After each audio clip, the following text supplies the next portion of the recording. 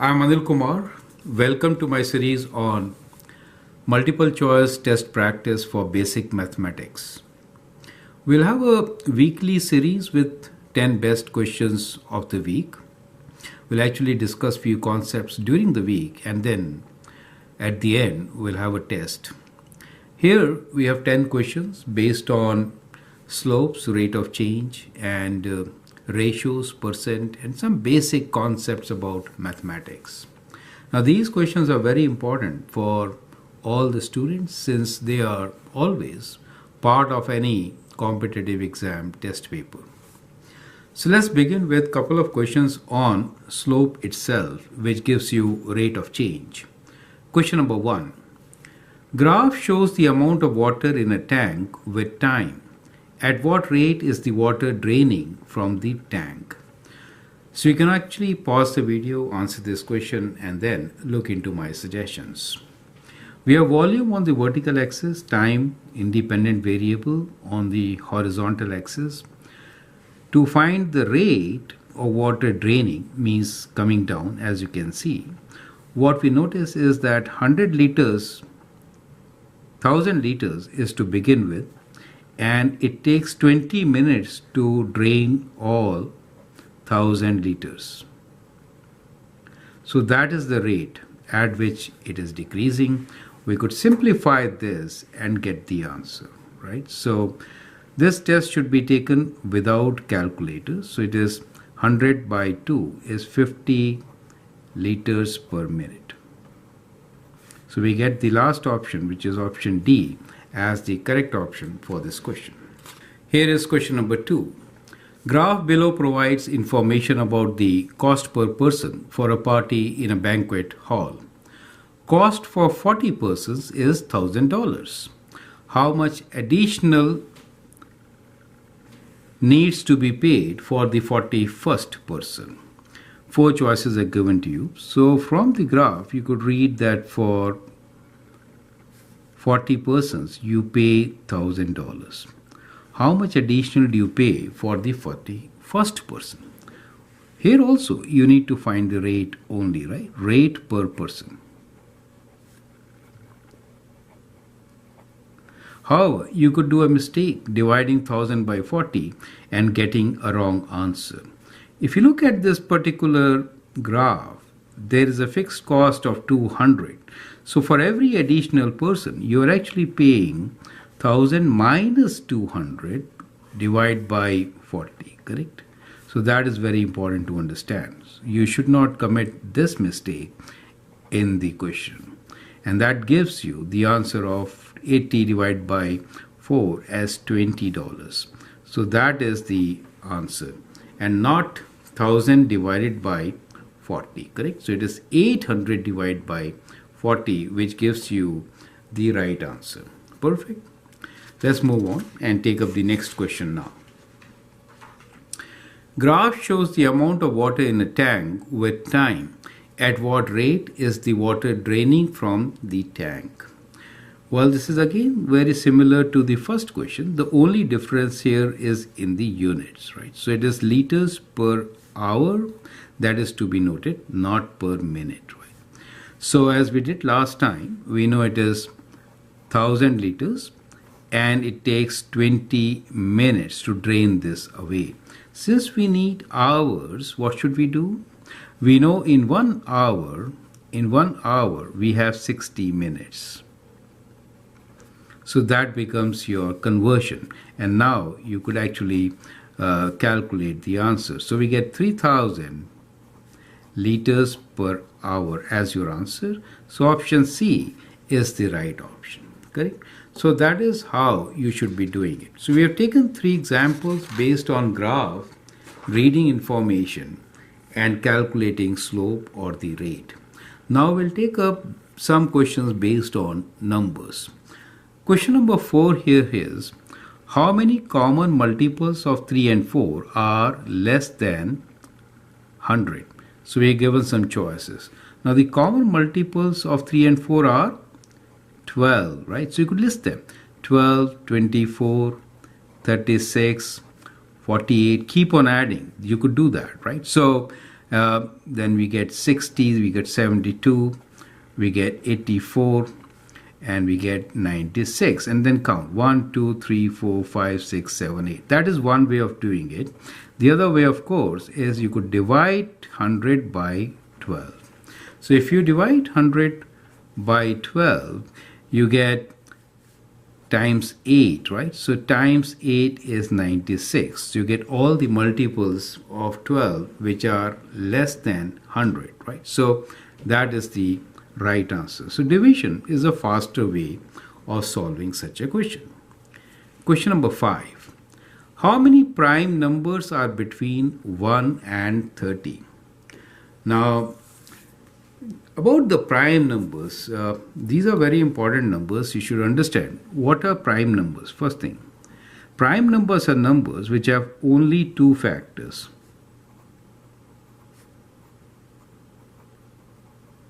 That is number 1 and itself. So one way to solve this kind of question is to just list the numbers. Remember, 1 is not a prime number. Correct? So sometimes you can do a mistake writing 1 as a prime number.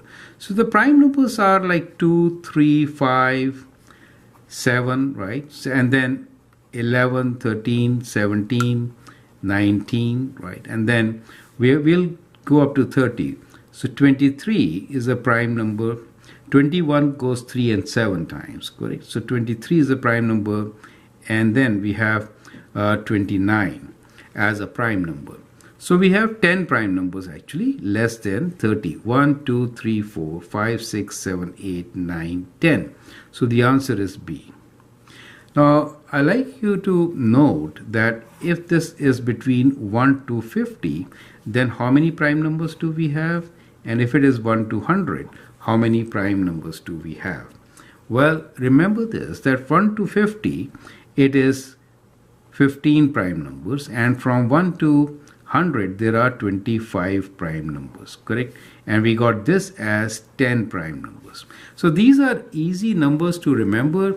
If you write prime numbers, you can miss sometimes. Sometimes you may even add numbers which are not prime numbers. You are getting my point, correct? So you may get a wrong answer.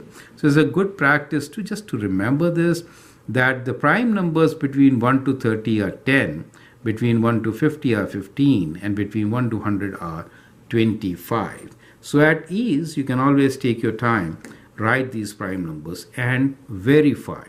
Now we are always, we like to have a break here. Let's take a break, enjoy some wildlife, and then come back and solve from question number 6 to 10 with a very fresh mind. Okay, I hope that helps.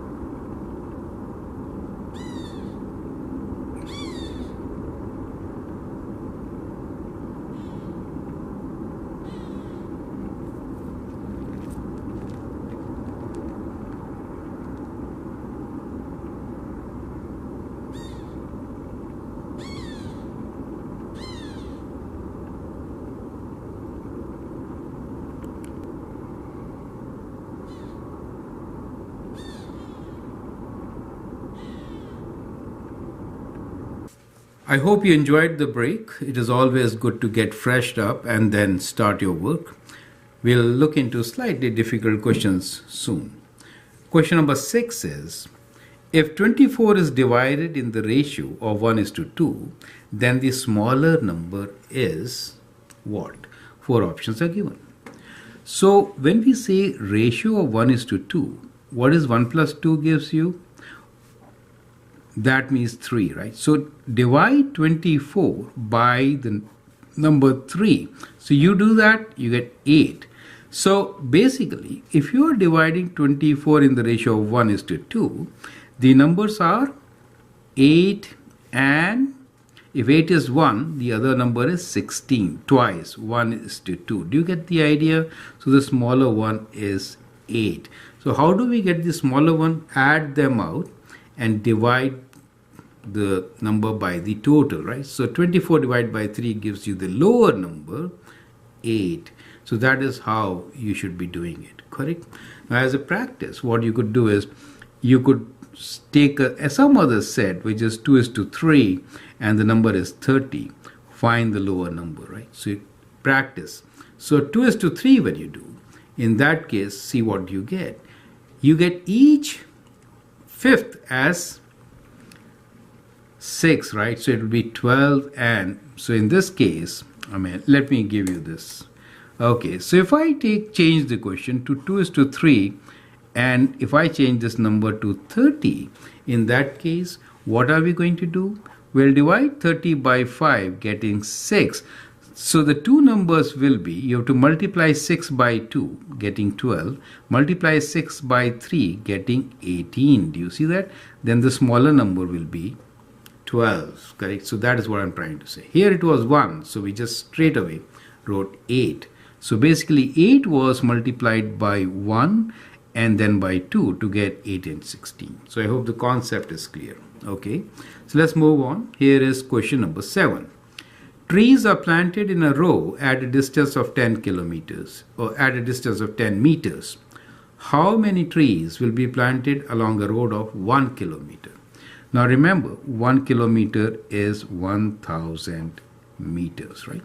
So every 10 meters the trees are planted, kind of like this, right? So like this. So how many will be there? So some of you may think it is 100 because 1000 divided by 10, but that will be a wrong answer. So when you plant one here, right? And then after 10 kilometers, one more.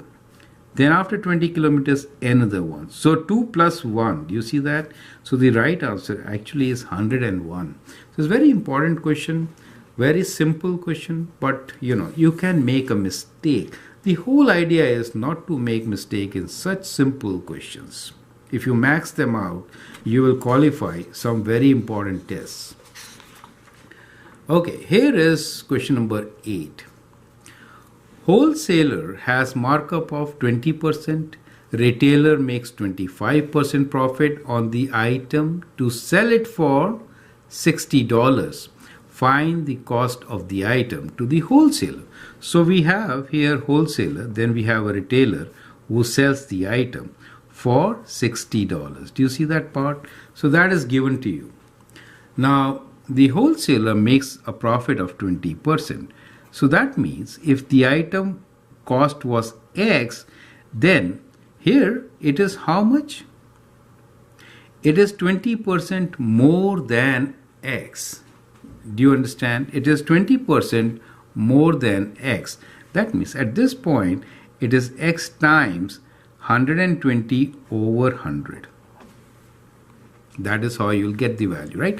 Now, the retailer makes 25% profit. So that means instead of $100, that item will be sold for $125. And all this should be equal to 60.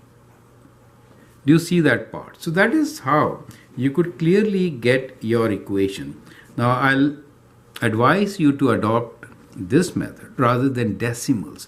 You could do 1.2%, right? 0.2 and then do it, right? But that will create a lot of problems. So markup means you're adding on the value. So it is more than the original by 20%. So instead of $100, he will cost it at 120.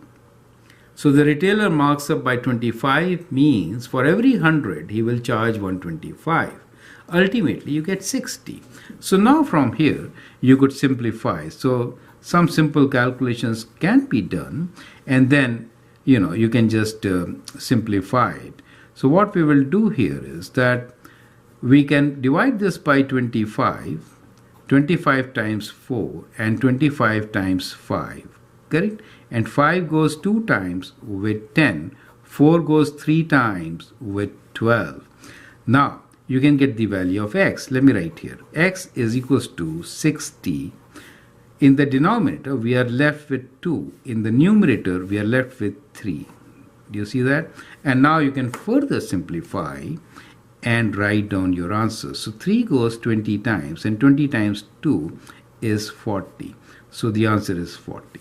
So to the wholesaler the cost was $40, right? So these costs are in dollars. You could verify. So 20% more than 40 and then 25% on that will give you 60. So I hope these steps are absolutely clear. Question number 9. The mean or the average of 5 numbers is 7. If the 4 numbers are 4, 6, 8 and 9, find the 5th number. You can always pause the video, answer this question and then look into my suggestions. Now what does it mean when I give you average of 5 numbers? That means sum of 5 numbers is what? Sum will be 7 times 5 since 7 is the mean. So total is 35. You get the idea. So the 5th number you have to find means from 35 you take away the sum of the numbers given to you. Is that okay? So that is 35 minus, what is this? 10 and 8, 18 plus 9 is 27. And that gives you the answer, right? So 15 and the answer is 8, right? 15 take away 7 is 8. So option C is the right option. Perfect. So that is how you can find the answer. So what you learn here is that the average is the number which everyone could get. So there are 7 people, so the total should be 35. So that is how you do these questions. Now here is the last question for you. Question number 10. Anil can paint a house in 30 hours. Ben can paint the same house in 20 hours. They start the work together. If Ben leaves after 8 hours, then in how many hours will Anil complete the balance job? So the balance job is to be found. So we have many videos on work done. So I like you to look into those videos, and we also have a link for filling the tank, right? So rate. So rate is important issue here, right? So we have to find the rate of work done to solve these questions. And here is a trick to do. So we'll begin with what is given to us. So Anil can paint in 30 hours. Then we have Ben, B, can paint in 20 hours. So the idea is we don't know how much work is there, right? A house. Now house could have some work, right? So we take a number which is lowest common multiple. You could take a multiple, may not be lowest, but lowest is better. So 60 is the lowest common multiple for these two. Now if I say that the work done is 60 units, think like this, 60 units, right, of work. Maybe walls, right, 60 walls to paint. You can think like this, right? So unit could be, let's say 60 walls. Is that okay? Total amount of work. In that case, how many walls will Anil do in 30 hours? That is what we're trying to figure out. So if you divide 60 by 30, you get 2, right? And if you divide 60 by 20, you get 3. So that is the rate at which each one of them is working. So those many units per hour. Do you understand? Your units could be walls or whatever. Right. So, but the important thing here is that the total is 5 units per hour. Now let's see the question. It says they start the work together if Ben leaves after 8 hours. That means for 8 hours they work together. So together means 5 units. For 8 hours, 8 times 5 is 40 units of work. So together they do 40 units of work. You understand the concept now?